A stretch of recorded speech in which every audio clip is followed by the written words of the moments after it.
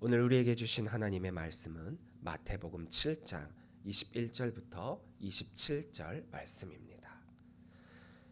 마태복음 7장 21절부터 27절 말씀입니다. 함께 읽도록 하겠습니다. 나더러 주여 주여 하는 자마다 다 천국에 들어갈 것이 아니요 다만 하늘에 계신 내 아버지의 뜻대로 행하는 자라야 들어가리라. 그날에 많은 사람이 나더러 이르되 주여 주여 우리가 주의 이름으로 선지자 노릇하며 주의 이름으로 귀신을 쫓아내며 주의 이름으로 많은 권능을 행하지 아니하였나이까 하리니 그때 내가 그들에게 밝히 말하되 내가 너희를 도무지 알지 못하니 불법을 행하는 자들아 내게서 떠나가라 하리라. 그러므로 누구든지 나의 이 말을 듣고 행하는 자는 그 집을 반석 위에 지은 지혜로운 사람 같으리니 비가 내리고 창수가 나고 바람이 불어 그 집에 부딪히되 무너지지 아니하나니 이는 주추를 반석 위에 놓은 까닭이요 나의 이 말을 듣고 행하지 아니하는 자는 그 집을 모래 위에 지은 어리석은 사람 같으리니 비가 내리고 창수가 나고 바람이 불어 그 집에 부딪힘에 무너져 그 무너짐이 심하니라. 아멘. 할렐루야. 오늘도 주의 전을 찾은 우리 성도님들을 주의 이름으로 사랑하고 축복합니다. 우리 옆에 계신 분들과 인사 나누겠습니다. 사랑합니다. 축복합니다. 사랑합니다. 축복합니다. 한 주간이 정말 순식간에 지나갔습니다. 많은 일들이 있었던 한 주간이었죠. 나라적으로도 너무나도 큰 어려움이 있고 아픔이 있었던 시간들이었고 저희 가정적으로도 저 갓난아기로부터 시작해갖고 감기가 좀 심하게 걸려가지고 한 주간 병원에만 줄곧 다녔던 그런 시간이기도 합니다. 저도 이제 아이를 돌보다 보니까 저는 괜찮았었는데 아이한테 옮았더라고요. 그래서 저도 지금 이제 막판에 되고 있어서 목소리가 좀 잘 안 나오지만 양해를 해주시고 말씀을 들어주시기를 바랍니다. 우리에게는 무언가를 해야 한다라고 하는 이런 명령의 말을 우리가 듣기도 하는데 이렇게 뭐뭐 해야 한다라고 할 때 그것을 안 하는 것과 뭐뭐 해서는 안 된다라고 했을 때 그것을 하는 것과 여러분들이 생각할 때는 어느 쪽이 더 큰 잘못이라고 생각이 드십니까?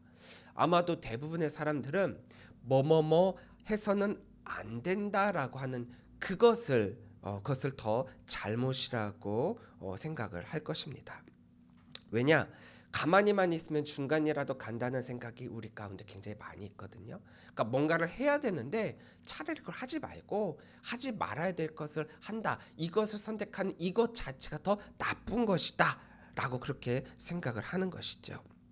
예전에 길가에서 뭐 중고등학생들이나 또 좀 나이 어린 사람들이 뭔가 잘못을 하면 어른들이 훈계를 하게 되죠. 뭐 담배를 피지 말아라, 싸우지 말아라, 그리고 뭐 침 뱉지 말아라, 뭐 이런 이야기를 하면 어른들을 공경하는 마음과 또 그분들의 훈육에 대해서 당연하게 여겨서 그 말들을 잘 듣기도 했습니다. 하지만 어느 순간부터 비상식적 행동에 대해서 그것을 지적하고 훈계하면 이제는 왜 뭔데요?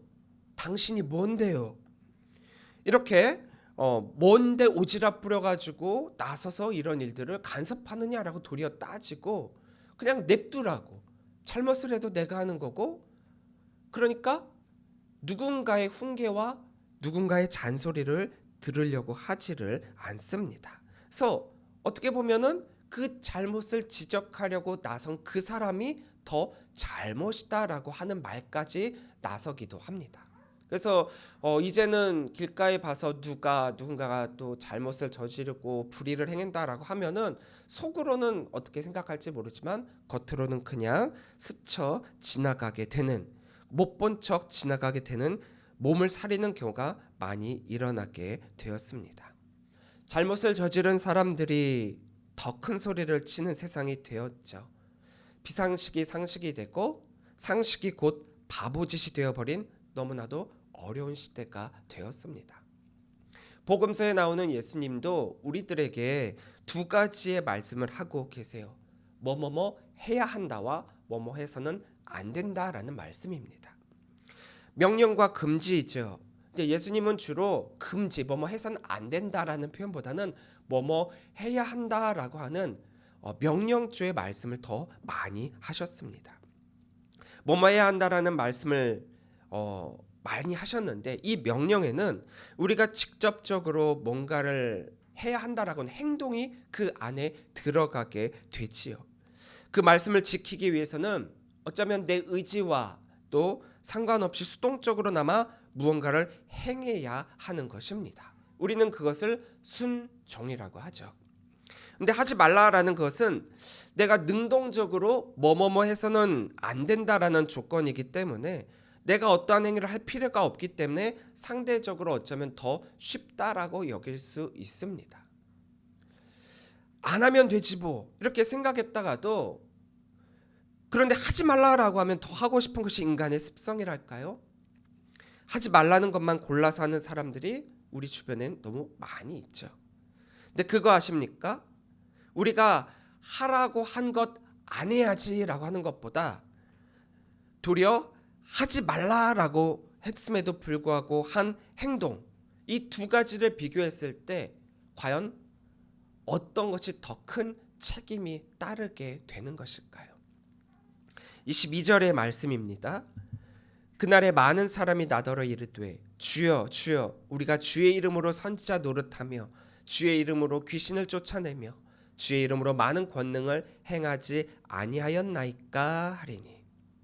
자, 22절의 이 말씀을 가만히 보면요, 이것은 우리가 이 땅을 살아가는 성도로서 해야 될 일들을 압축해서 요약해 놓은 것들이에요. 그러니까 성도라면, 특히 목회자라면 여기서 말하고 있는 것, 선지자 노릇하는 것, 또 귀신을 쫓아내는 것, 많은 권능을 행하는 것, 이게 바로 우리 성도가 이 땅 위에서 해야 되는 것들 아니겠습니까? 이 사람은 예수님께서, 하나님께서 하라고 했던 그 모든 말씀을 듣고 그것들을 했다라는 겁니다. 여기 나온 내용들을 보면 이건 일반 사람들이라면 결코 할 수 없는 것들이에요. 즉 성령의 은사를 받은, 어떻게 보면 제대로 믿음 생활했고 제대로 신앙생활한 사람들이 한 행위라는 것입니다. 첫째, 선지자 노릇을 했다. 예수님께서 이 땅에 오셔서 하신 말씀처럼 천국이 가까웠으니 회개하라 선포했고, 복음을 전했고, 전도했으며 선교하고, 말씀을 선포하니 모든 것들을 했다라는 거죠. 앞으로 일어날 일들을 미리 깨닫게 되어서 하나님의 심판의 날을 우리가 미리 준비하고 예비하도록 선포하는 것, 얼마나 놀라운 일이고 또 자랑스러운 일입니까? 그것들을 했대요. 둘째, 귀신을 쫓아냈다. 이걸 축기라고 하죠. 귀신 쫓아내는 거 아무나 할 수 있는 거 아닙니다. 특별한 은사가 있어야만 가능한 거예요. 강력한 영역이 없다면 불가능한 일입니다. 그러니까 당연스럽게 이건 인간의 힘으로가 아니라 성령의 힘으로 그 악한 영들을 이길 수 있다라는 거죠. 즉 이런 일을 했다라고 하는 것은 하나님께서 쓰신 큰 쓰임을 받는 그릇이었다라는 것을 반증해 주는 증거이기도 합니다. 셋째, 많은 권능을 행했다. 여기서는 뭐 치유의 은사인 신유의 은사뿐만 아니라 또 여러 가지 이적들을 통해서 복음을 더욱 복음되게 했다라는 거죠. 얼마나 놀라운 일들입니까? 이것들을 했대요. 이렇게 주님께서 우리들에게 말씀해 주셨던 이 모든 말씀을 했대요. 무엇으로요? 주의 이름으로. 그런데 이 세 가지의 모습을 통해서 특별히 쓰임받은 자로서 사명을 감당하고 하나님의 일을 했는데, 도리어 이것을 한 자들이 예수님으로부터 어떤 말씀을 듣게 되느냐? 23절입니다. 그때 내가 그들에게 밝히 말하되 내가 너희를 도무지 알지 못하니 불법을 행하는 자들아 내게서 떠나가라 하리라. 어떻게 보면 굉장히 황당한 말이죠. 주님이 하라고 해서 했던 행동, 특별히 주의 이름으로 했는데, 복음을 했는데, 복음을 전했는데, 나의 한 이 모든 행위들이 불법을 행하는 자라고는 낙인으로 우리가 땅땅땅 우리가 비춰지고 있으니 말입니다. 억울하지 않습니까? 없는 시간 투자해, 없는 돈 투자해, 정말 주의 몸 바쳐, 시간 바쳐, 모든 걸 다 바쳐서 열심히 주의 일을 감당했는데 도리어 돌아오는 것은 이런 평가이니 말입니다. 저 같으면 굉장히 억울하고 원통해서 잠도 제대로 못 자면서 하나하나 아마 따져가면서 이야기를 아마 했었을 거예요. 하지만 왜 예수님께서 이들을 향해 이런 말씀을 하셨는가? 내가 이 말을 들었다라고 하는 그것에 화를 낼 것이 아니라 내가 왜 이런 말을 들어야 하는가? 왜 이런 말을 들었는가? 여기에 더 우리가 집중을 해야 합니다. 그 이유를 찾아야죠. 예수님께서 아무 이유 없이 우리들에게 이런 말을 하시진 않으셨을 거예요. 왜 예수님이 우리에게 이런 말씀을 하셨고 내가 왜 이 말을 들어야만 하는가? 사실 그 이유는 굉장히 가까운 데 있습니다. 우리는 여기서 불법을 행했다라고 하는 이 단어를 한번 좀 잘 살펴봐야 돼요. 불법, 법을 지키지 않았다. 어떤 법이요?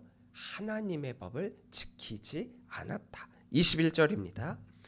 나더러 주여 주여 하는 자마다 다 천국에 들어갈 것이 아니요 다만 하늘에 계신 내 아버지의 뜻대로 행하는 자라야 들어가리라.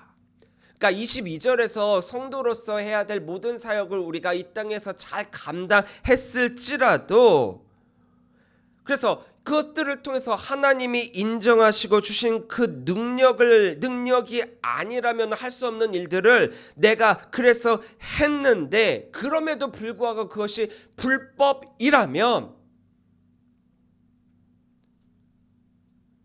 우리가 과연 주의 이름으로 했다라고 하는 그 모든 사역이 정말 하나님의 뜻대로 행해진 것들인가?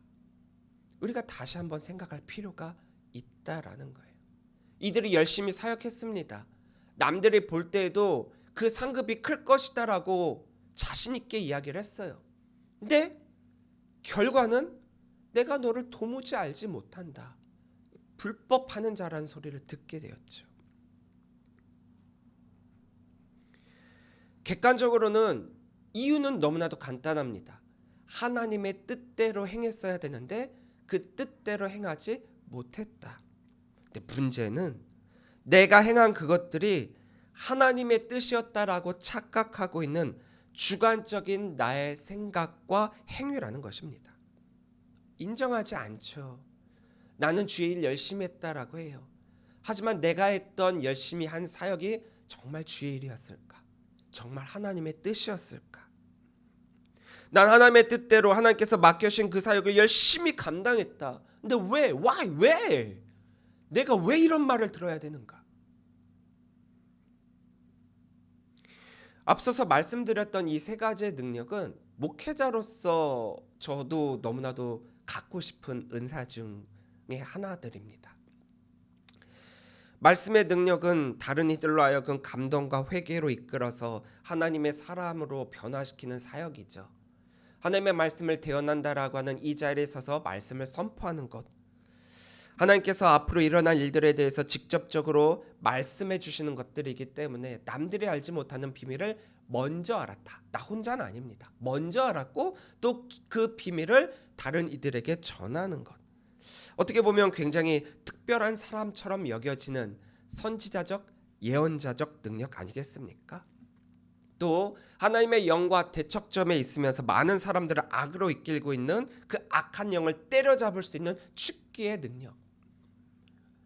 귀신을 쫓아내고 그로 말미암아 하나님의 영으로 가득 차게 하는 그 모습.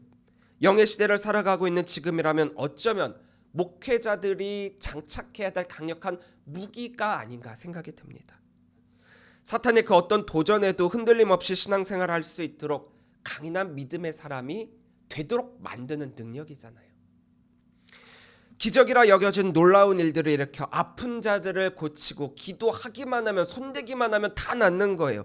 일어날 수 없는 일들이 말씀으로 일어나게 됩니다. 예수님께서 오셔서 하셨던 많은 것들, 바람아 멈춰라, 태풍아 멈춰라, 이런 말씀으로 일어나는 여러 가지 능력들, 그걸 행하면 하나님의 말씀을 안 믿을래야 안 믿을 수 없잖아요. 이런 능력들을 소유하고 사역을 하면 얼마나 좋을까요? 근데 사람들이 그런 능력으로 사역을 했대요. 너무 부럽죠. 그런데 이 모든 능력은 성령의 은사이자 우리들에게 주신 선물로서의 능력이라는 거예요. 하나님이 주신 이 선물로서의 은사를 가지고 사역했다는 것, 그 자체는 문제가 되지 않습니다. 도리어 주신 은사를 사용하지 않았다는 게 문제가 되겠죠. 성경을 보면 주신 은사를 사용하지 않았음에 대해서 책망한 적은 있지만 사용한 것에 대해서 책망한 적은 없습니다. 근데 오늘 본문을 보면 이것을 사용하여 사역을 했다. 근데 도리어 예수님으로부터 책망을 받고 있다라고 하는 게 문제라는 거죠. 24절부터 27절 말씀입니다. 그러므로 누구든지 나의 이 말을 듣고 행하는 자는 그 집을 반석 위에 지은 지혜로운 사람 같으리니 비가 내리고 창수가 나고 바람이 불어 그 집에 부딪히되 무너지지 아니하나니 이는 주철을 반석 위에 놓은 까닭이요. 나 이 말을 듣고 행하지 아니하는 자는 그 집을 모래 위에 지은 어리석은 사람 같으리니 비가 내리고 창수가 나고 바람이 불어 그 집에 부딪힘에 무너져 그 무너짐이 심하니라. 예수님은 우리의 사역을 집을 짓는 것에 비유하고 계십니다. 우리에게 맡겨주신 그 사역을 감당한다라고 하는 것은 집을 짓는 것과 같다라는 거예요. 열심히 집을 지어서 너무나도 멋지게 지었습니다. 인테리어도 훌륭하게 했어요. 거기에 쓰인 자재니 또 여러 가지 물건들이 1등급 재료만 사용했기 때문에 아주 멋들어지게 지어졌습니다. 그 누가 보더라도 이 집은 남이 부러워할 만한 그런 집이에요. 그런데 문제가 터집니다. 무슨 문제냐? 비가 내리고 창수가 나고 바람이 불어 그 집에 부딪히게 되었을 때입니다. 우리는 이것을 태풍이라고 생각하면 아마 이해하기 쉬울 거예요. 태풍이 불어와서 그 집에 부딪히니까 문제가 생겼어요. 어떤 집은 든든히 그 자리를 지키고 아무런 영향을 받지 않았지만 또 어떤 집은 이 태풍이 불어치고 집에 부딪히니까 그 집이 무너지게 되었다라는 거예요. 두 집을 지은 조건이나 상황이나 내용은 똑같았습니다. 최고의 등급의 재료로 아주 멋들어지게, 아주 훌륭하게, 아주 튼튼하게 지었어요. 그런데 딱 하나가 달랐죠. 무엇이냐? 그 집을 지은 기초가 달랐다라는 겁니다. 한 집은 반석이라고 하는 아주 단단한 기초 위에 집을 지었고 또 한 집은 모래를 기초 삼아 그 위에 집을 지었다는 것입니다. 집을 잘 지었다라는 거, 우리가 사역을 참 잘했다라는 뜻이에요. 하나님이 맡겨주신 은사를 가지고 열심히 사역을 했다라고 하는 거예요. 우리가 해야만 했던 최종 목적은 우리가 살 수 있는 신앙의 아름다운 집을 튼튼히 짓는 것입니다. 참 잘했습니다.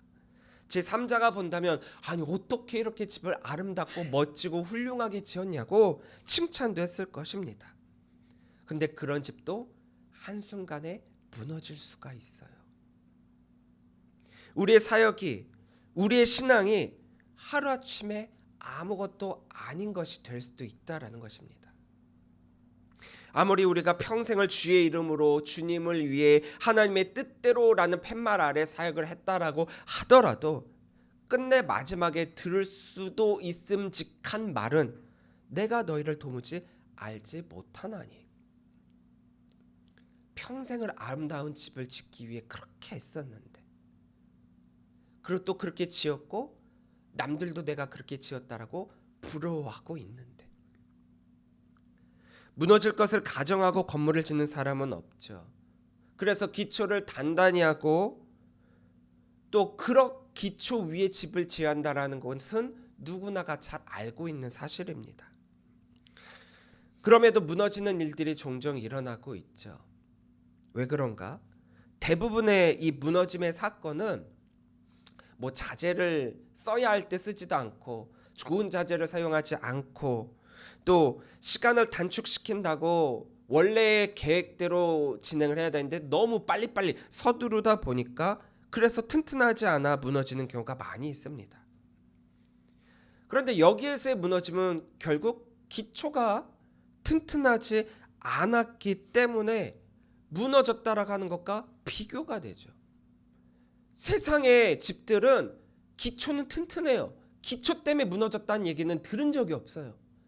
대부분은 짓다가 재료의 부실, 재료가 빠진 것, 공기를 당기게 앞에 갖고 순서를 어긴 것, 이런 것들 때문이에요.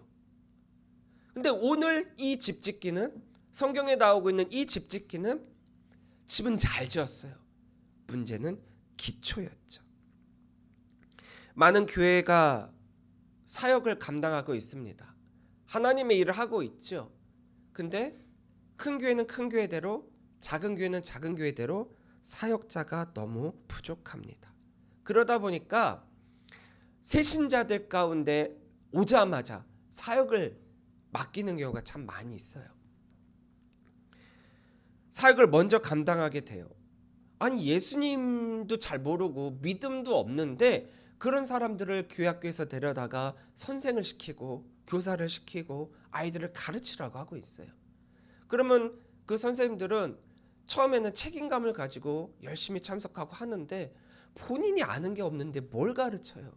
그러니까 복음을 이야기하는 대신에 세상 이야기를 하고, 복음을 가르치기보다 아이들의 관심을 끌어야 되니까 먹을 것을 사주고 아이들을 다독이고, 또 그러다 보니까 딴 데는 성경 공부 열심히 하고 있는데 먹을 것을 사주는 이 선생님을 아이들은 더 좋은 선생님이라고 그래요. 말씀을 가르쳐주는 선생님보다 먹을 걸 사주는 선생님을 더 좋은 선생님이라고 그러고, 그 선생님은 인기가 많고 말씀을 열심히 가르친 선생님은 재미없다, 너무 지루하다, 나 저쪽 반으로 가고 싶어요. 이런 일들이 일어나고 있어요. 물론 새신자로 교사로 세워진 그분은 나름대로 열심히 하기 위해서 선택한 방법인데, 그 사람은 어쩌면 책임감 때문에 그 자리에 있었고 그 책임감으로 감당하기 위해서 정말 최선의 노력을 했을 거예요. 믿음 없이도요, 복음 없이도요, 또 신앙 없이도요. 그렇게 시작한 사역이지만 열심히 했기 때문에 열매도 맺고, 열심히 했기 때문에 또 이 자리 저 자리에 불려가게 되죠. 여기서 아무개 누군가가 교사를 맡겨놨더니 아이들이 부흥했다더라. 목소리가 천사같이 꾀꼬리 같아가지고 성가대에서 탐을 낸다더라. 너무 예쁘니까 청년부에서 남자 청년들이 끼웃끼웃거린다더라. 이 청년만 있으면은 교회가 부흥할 것 같아. 여기저기 불려다닙니다.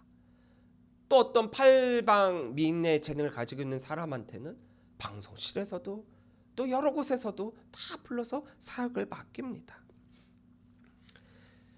맡겨진 사역 열심히 감당했어요. 이쪽에서 불러주니까 열심히 했고 저쪽에서 불러주니까 열심히 했습니다. 어느덧 시간이 지나 뒤돌아보니까 장로까지 돼 있네요. 그런데 그랬던 그에게 비가 내리고 창수가 내리고 바람이 불어오게 됩니다. 지금까지 해왔던 가락이 있으니까 이럴 때는 창문을 꽉 잠그기만 하면 돼. 이럴 때는 창문이 깨지지 않게 보충막을 대면 돼. 여간에서는 결코 뚫을 수 없는 그런 대비를 열심히 했습니다. 그런데 무너졌어요. 무너졌습니다. 왜요? 집은 열심히 잘 지었는데 기초가 부실했거든요. 기초가 없었거든요. 그것들을 다 스킵하고 제대로 땅도 다지지 않은 그 상태에서 무조건 집을 짓다 보니까 집 자체는 정말 너무나도 멋졌는데 무너졌다라고 하는 거예요. 교회에서의 그의 위치는 장로였는데 무너졌대요. 아니, 장로식이나 돼갖고, 아니 전도사식이나 돼갖고. 의외로 목회자들 중에 실족한 사람들 많고요. 의외로 장로의 직분을 갖고 있는데 무너진 사람들이 많아요. 왜요? 그들은 그냥 집 짓기에만 노력했고 기초를 다지지 못했기 때문입니다. 집을 짓기 전 기초가 튼튼하기 위해서는 오늘 예수님께서 우리들에게 해주신 말씀, 나의 이 말을 듣고 행하는 자가 돼야 되는 것입니다. 근데 이게 어느 한순간에만 하면 되는 것이냐? 그게 아니라는 거죠. 기초 다지기는 항상이라는 거예요. 항상 말씀을 듣고 그 말씀대로 다져야만 기초가 튼튼히 된다라는 거예요. 지금 기타 강습을 하고 있잖아요. 정말 생초보들을 모집을 해갖고 했습니다. 근데 처음에 딱 여러분들이 오셨을 때 제가 질문을 던진 게 있어요. 자, 기타를 재밌고 즐겁게 강습하기를 원하십니까? 아니면 정말 여러분들이 나중이라도 정말 중급, 고급까지 갈 수 있을 정도로 튼튼히 하고 싶으십니까? 질문을 하고 시작을 했어요. 그랬더니 이분들이 저희가 기타를 이 나이에 배우려고 하는데 뭐 힘들고 지루하면 되겠습니까? 즐겁게 하하하 웃으면서 하고 싶습니다 라고 해갖고 제가 알겠습니다 라고 하면서 완전 기초를 뛰어넘었습니다. 완전 기초를 뛰어넘고 시작을 한 거는 코드 잡는 것부터 시작을 했어요.